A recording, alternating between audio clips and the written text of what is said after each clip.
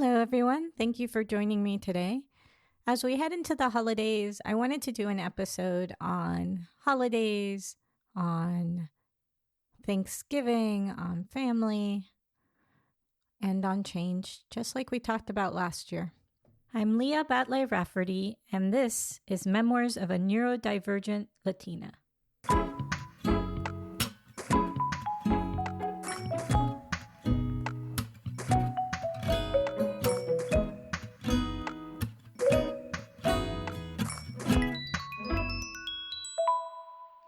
So this episode is coming out right before Thanksgiving, and I decided to do it because this year my Thanksgiving is going to look very different than it normally does.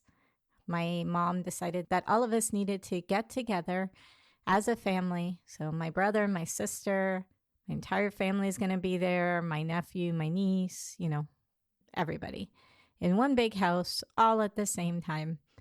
And it's going to be a very different Thanksgiving than the traditions that I've tried to build up. So it's a big change. I'm kind of looking forward to it, but at the same time, I already know that I'm feeling tense and anxious about the fact that the things that I normally do that are my pattern for Thanksgiving are not going to happen. Doesn't mean that it's the only way to do things, but I grew up without any traditions around this holiday. In El Salvador, it didn't exist. Thanksgiving was something that I didn't encounter until we came to the States. And then as a kid, my mom kept trying to find the right way to do Thanksgiving. So the first year we were here, we did pan con chumpe, which is a sandwich with turkey in it and some pickled vegetables and some stuff. That's very traditional in El Salvador. And then my sister and I would spend a lot of time trying out different recipes on the turkey when I was still living at home. It never kind of became a tradition where we did the same thing every year. Just like I was talking about how Christmas was never the same thing every year. So it never kind of settled down into its own thing, to the point where when my sister came to visit me for Thanksgiving one year, when I was still in the Pittsburgh area, we went up to my husband's family's house for Thanksgiving. And my sister was like, wow, this is the first time I have ever really been in a traditional U.S. Thanksgiving. And that was when I was in my 30s. So this probably tells you a lot about how changeable Thanksgiving was for us. However, since I've had children, I've been trying really hard to have traditions. So there's always a ham with the turkey because one of my children doesn't like turkey at all. There's always the mashed potatoes. There's always a pie that I make at home. Those kinds of things so that they can look forward to these things every year. And this year, I'm not going to make most of those things because we're going to be somewhere else. And we're all sort of working with ourselves to try to create a shared experience, which, is completely valid. But it does mean that my traditions are not necessarily going to be something that happens. And so I feel anxious and weird about that, right? Even though if I was doing what I normally do, I'd be putting in a ton of work. Add that to the fact that for, I think, a lot of us, Thanksgiving causes some cognitive dissonance because it feels weird. Like, why are we celebrating today? There's, a lot of reasons Thanksgiving is not a great holiday in terms of where it came from. And the fact that it has been now co-opted in a lot of other countries. Last time I went to El Salvador, suddenly my aunt was making a turkey for Thanksgiving. That was not the case when I was little. I'm sure is really, really odd for the people to whom Thanksgiving is a very negative time of the year. So there's a lot of weird cognitive dissonance. There's a lot of lack of traditions. And that's for somebody like me who has, family members and friends and people who get together. I know that there were years when I was younger and I was just getting my life together where I couldn't afford to go home for Thanksgiving, and it was just me. Maybe I'd get together with one other friend. Maybe I would just go out to eat. So there's, a lot of people for whom, as I've said before, the holidays are lonely, and Thanksgiving can feel that way as well as Christmas and everything. So be kind to yourself if you're in one of those situations. Remember that change happens. So this Thanksgiving, this Christmas, this Kwanzaa, this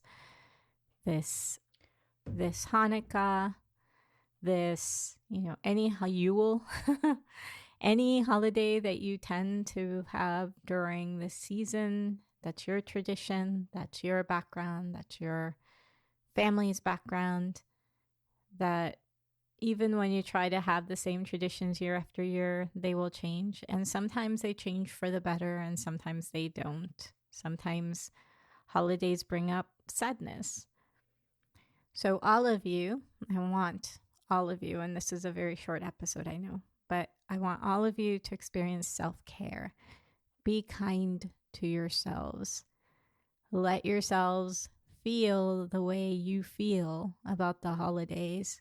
Don't feel guilty about it. Don't let somebody else tell you the way the holiday should be for you.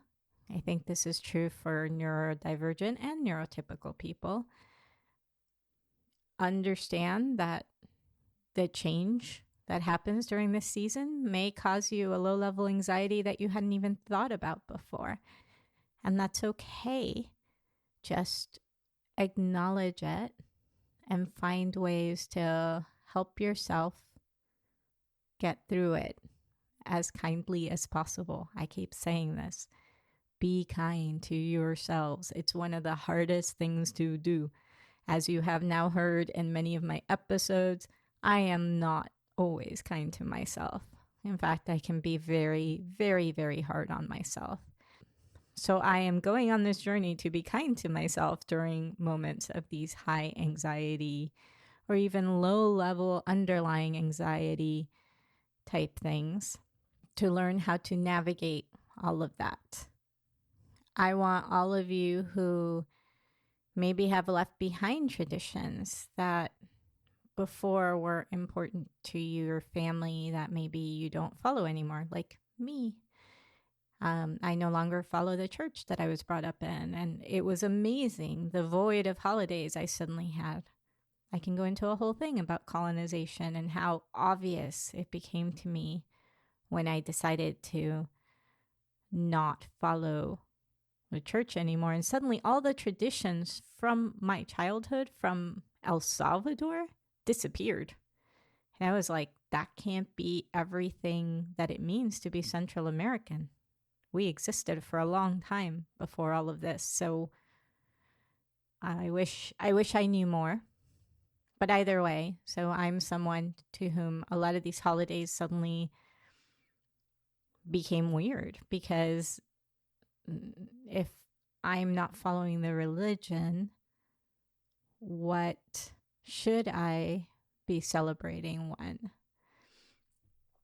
So any of you in that position, I get you. And once again, practice self-care. It's very hard. It's very hard. You end up feeling sort of like the black sheep or the odd man out of the family.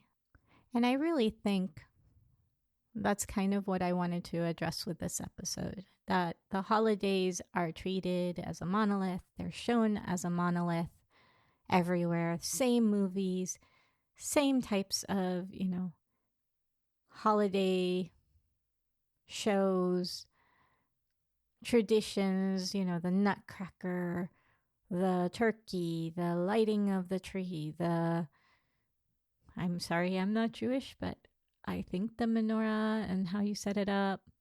I don't know how families interact in each of these, but usually there's like this assumption of how these holidays go. And the truth is, all of us are individuals. All of us have individual families. All of us have different backgrounds, and we've gone through different trauma, and we've gone through different happy times. So all of your experiences with the holidays are valid. All of your happiness and all of your pain and all of the sentiments and the churn and everything else that may come with it. They are valid. You are allowed to feel how you feel about this time of year. And I just want you to know that it is okay. Thank you for tuning in to Memoirs of a Neurodivergent Latina. This podcast was written, edited, and produced by me, Leah Batlle-Rafferty. All music is by Carlos Neda. To send us an email, feel free to send to moanl@labradsolutions.com. That's MOANL@labradsolutions.com. And our website is www.moanl.com. And this podcast is part of Labrad Solutions, Inc.